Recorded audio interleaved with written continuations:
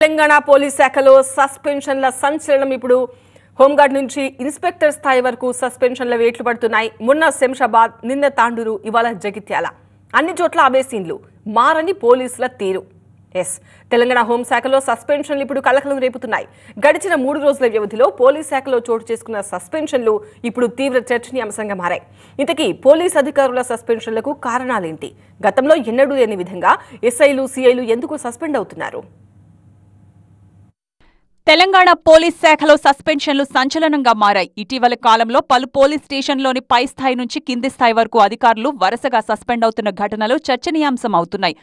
ఇప్పటికే పలు సందర్భాల్లో పోలీస్ అధికారులపై ఉన్నతాధికారులు వేటు వేయగా, తాజాగా ఇసుక అక్రమ రవాణా వ్యవహారంలో నిర్లక్ష్యం చేశారనే కారణంతో Hyderabad multi zone 2 IG Satyanarayana 18 మంది పోలీస్ అధికారులపై సస్పెన్షన్ వేటు వేశారు. వీరిలో 3 సిఐలు, 13 మంది ఎస్ఐలు ఉండడం ప్రకంపనలు సృష్టించింది. వికారాబాద్లో ఓ మైనర్ బాలిక అత్యాచార కేసు దర్యాప్తులో అవకతవకలకు పాల్పడ్డారనే ఆరోపణలతో సిఐ నాగరాజును సస్పెండ్ చేస్తూ ఐజీ సత్యనారాయణ ఉత్తర్వులు జారీ చేశారు. అలాగే గట్కేసర్ ఇన్స్పెక్టర్ సైదులను సస్పెండ్ చేస్తూ రాచకొండ పోలీస్ కమిషనర్ సుధీర్ బాబు ఉత్తర్వులు ఇచ్చారు. గత 2 నెలల క్రితం జరిగిన సెన్సేషన్ క్రియేట్ చేసిన గడ్డం మహేష్ అనే వ్యక్తి మర్డర్ కేసులో నిందితుడిని కేసు నుండి తప్పించేందుకు ప్రయత్నించినట్లు ఎస్పీ ఎంక్వైరీలో తేలడంతో ఇన్స్పెక్టర్పై సస్పెన్షన్ వేటు వేశారు. మరోవైపు మొన్న మధ్య యూసఫ్గూడలోని మధురానగర్ పోలీస్ స్టేషన్లో సేమ్ సీన్ కనిపించింది.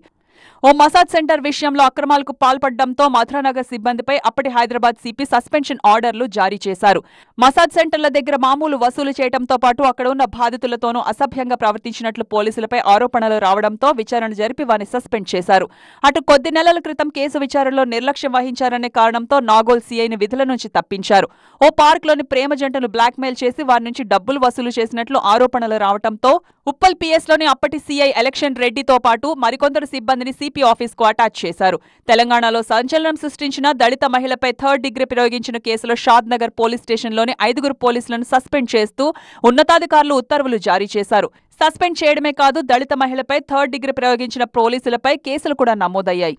ఇలా తెలంగాణ హోంశాఖలో ఇటీవల వరుసగా జరుగుతున్న సస్పెన్షన్లను డిపార్ట్మెంట్ పరంగా తీవ్ర చర్చనీయాంశం అవుతున్నాయి. సాధారణంగా గతంలో భూ వివాదాల్లో తలదూర్చి పోలీసులు సస్పెన్షన్లకు గురైన సందర్భాలు చాలా ఉన్నాయి.